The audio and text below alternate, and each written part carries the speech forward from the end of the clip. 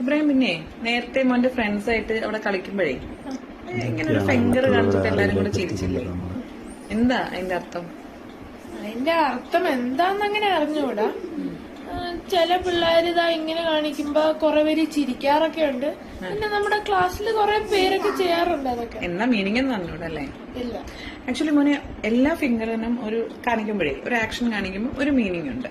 Like നമ്മൾ ഇങ്ങനെ കാണിച്ച എന്താ അർത്ഥം? Good, all the best, good അല്ല. ഇങ്ങനെ കാണിച്ചാലോ? Peace be with you. ആ, peace be with you, V for victory, എന്നൊക്കെ കാണിക്കും അല്ലേ? ഇതെന്താ? ലവ്. ലവ്. ഇങ്ങനെ കാണിച്ചാലോ? സൂസു അടിക്കാൻ പോകുന്നത്, പി അടിക്കാൻ പോകുന്നത്, ടോയ്ലറ്റിൽ പോയിക്കോട്ടെ. അതുപോലെ തന്നെയാണ് ഈ ഫിംഗർ കാണിക്കുന്നത്. പക്ഷെ ഈ ഫിംഗർ കാണിക്കുന്നതിന് ബാഡ് ആൻഡ് ഇൻസൾട്ടിങ് അർത്ഥങ്ങളാണ്. നമ്മുടെ ഒരു ബോഡി പാർട്ടിനെ മോശമായിട്ട് കാണിക്കുന്നതാണ് അത്, ഒരു പ്രൈവറ്റ് പാർട്ടിന്. ഓക്കെ, അപ്പൊ അത് ഒരു പബ്ലിക് സ്ഥലത്ത് കാണിക്കുന്നത് ഭയങ്കര മോശമാണ്. നമ്മുടെ ഒരു കൾച്ചറിന് അല്ലെങ്കിൽ നമ്മളെ വളർത്തിയ രീതിക്ക് ഒന്നും അത് ചേരുന്നില്ല. ലൈക്ക് എ ബാഡ് വേർഡ്, ഒരു ബാഡ് വേർഡ് നമ്മൾ പറയുന്ന പോലെ തന്നെയാണ് അങ്ങനെ ഒരു ആക്ഷൻ കാണിക്കുന്നത്.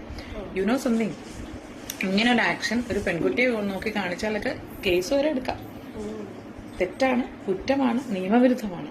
ഓക്കെ, ഇത് നമ്മുടെ കൾച്ചറലെസ് ആയിട്ടുള്ള കാര്യമായതുകൊണ്ട് നമ്മൾ അങ്ങനെ കാണിക്കാൻ പാടില്ല. കൾച്ചർ മാത്രമല്ല, അതൊരു നല്ല കാര്യമല്ല. ചീത്ത പറയുന്ന പോലെ, ബാഡ് വേർഡ് പറയുന്ന പോലെ മോശമാണ് കേട്ടോ.